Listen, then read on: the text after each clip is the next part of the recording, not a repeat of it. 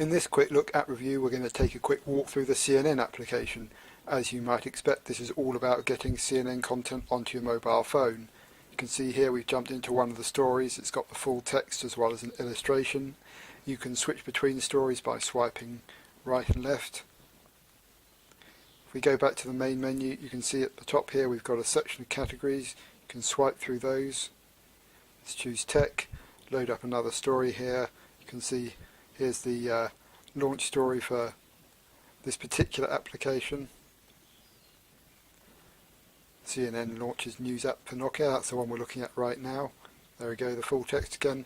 You'll notice in the bottom right hand corner here there's a share button.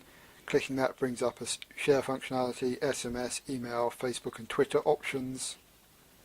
If we switch back to the main menu, you'll see there's some other sections here in this application. One of these is iReport. This is basically CNN's user-generated content. It's got the featured reports coming in from users who have sent them in via the application or via the web.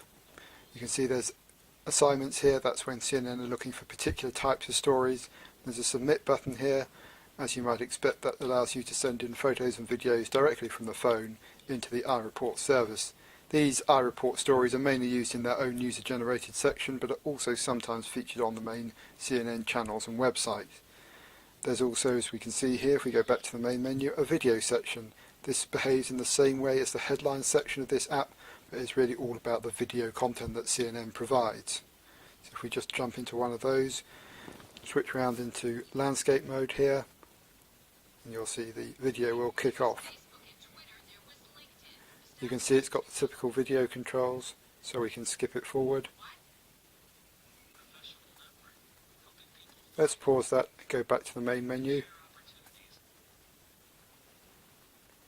Just notice here that this application also works just as well in landscape mode as it does in portrait mode.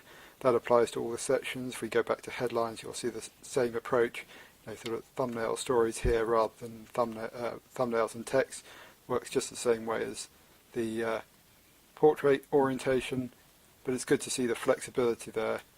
This CNN application is actually written in Qt, which explains the relatively good performance. You'll notice here that we're swiping through things and scrolling pretty quickly. The pauses that you do see are really when images are being downloaded from the internet in order to give the extra information, extra illustration. So there we go, that's the CNN News application.